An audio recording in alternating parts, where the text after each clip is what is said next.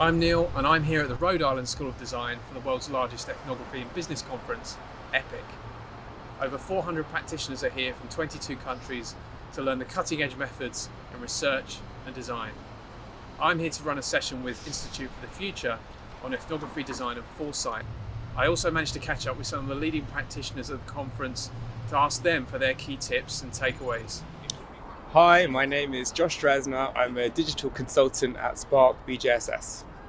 I'm at EPIC this year because I'm running a salon all about ethics. Top tips are people should be confident, they have a voice. The point of doing research gives people who have less agency a voice in the design process. People should be confident to talk to clients and stakeholders in the development of a new technology so that ethical issues are considered very early stage before anything is really developed with a great expense. Being at EPIC has made me really think about the fact that our jobs as user researchers and designers is being taking us into new areas. When there's artificial intelligence involved, it's really important that the user researcher at the beginning has as clear as understanding as possible of the broad space, of all the user groups and all the potential outcomes of what this technology can do. Using things like an ethics canvas has shown to be really useful for getting different stakeholders to think through an issue and to plan ahead. An ethics canvas is available. The one run by the Open Data Institute is particularly good. My name is Carrie Urey, and I'm a director of design research at Fjord, which is part of Accenture. This year I'm at EPIC because I just delivered a tutorial on advancing your agile research practice with my collaborators Kirsten Lewis and Greg Hopkins from Sonos. And I'm also in charge of running the salons with John Payne. Starting off and understanding what the problem is that the business is having or the user is having. And we know as ethnographers that getting to why is our sort of special magic, right? But I think too often we focus just on the getting to why and don't make the time to really understand and make a business case in the get-go for how important it is to solve this problem and to get to the why of that particular problem. I'm Deena Mehta, and I'm a director with Convo Research and Strategy. We're a company based in Mumbai and partly in San Francisco as well.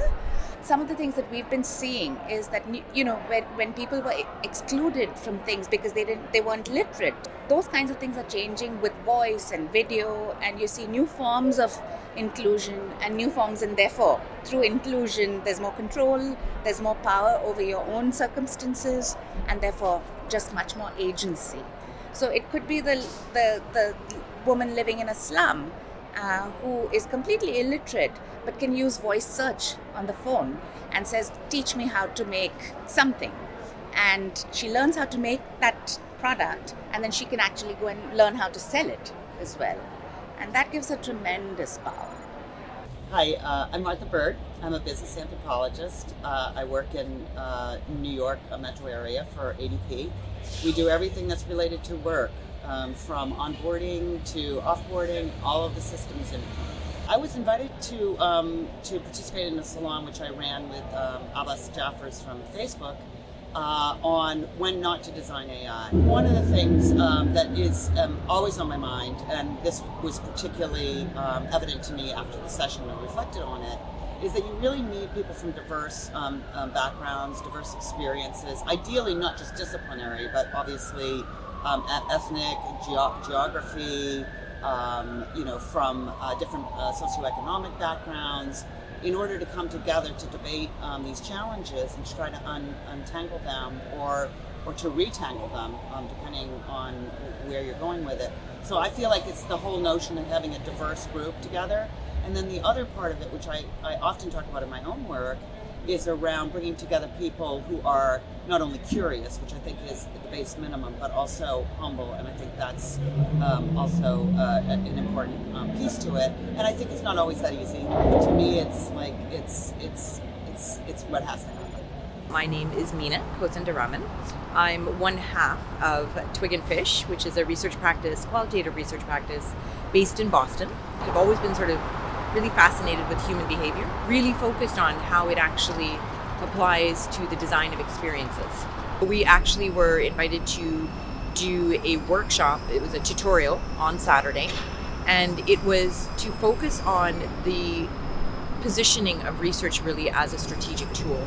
And what was fascinating was that people are definitely trying. Researchers are wonderful people. They really mean well, and they really mean to connect the human story to the organization. But not everybody is clear on how to make that communication happen. But I think when we look at it sort of over a larger lens, we realize that researchers themselves have not done a very good job of what we like to say externalizing our minds, telling everybody what's going on in our heads and why we might do this or that in order to be able to understand what learning objective we're trying to address. And also stakeholders are getting pushed further and further into a corner now where they are up against a fence having to deliver. What we realize is the importance of just a little bit of reflection can actually make a huge difference to ensuring a much smoother path and much better integration of research as an organizational process. My name is Natalia Radimul, and I work as a research director at a nonprofit in New York City called the Public Policy Lab. And I'm also on faculty in the Design for Social Innovation program at the School for Visual Arts, also in New York. I came to EPIC because I was co-convening a salon called Speaking Truths to Power, and I was also presenting a case study which involved my work working in homeless shelters in New York City. To build in reflexivity into your work, you have to make space for it. You know, work is busy and projects run fast, projects run behind. And it's something, there are a couple of different levels. Like on one hand, you have to check in with yourself and your own conduct and your own biases in your work. And that can happen like very pragmatically at like a project kickoff, or when your team meets and has like a stand-up or something once a week. To check in and just see like where are we coming from with our work? Are we being like, what is our subjectivity like? Then thinking about the team dynamics and how they're evolving and how that might be impacting work or how people are feeling at work. And it can come down to all the interactions you have with your clients and the partnerships you have as well with them, and thinking about what is the nature of that relationship and the quality of it, and again, how is our work evolving because of those things. My name is Ryoko Imai. I am a research scientist at Hitachi. I am at EPIC this year mainly to connect with my friends and the community here. And also I was really interested in attending some of the case studies and salons mainly focused around ethics issues. And I was really encouraged by the fact that a lot of people were asking a broader question around what project we should be even taking on, what questions we need to be asking outside of what the project actually calls for.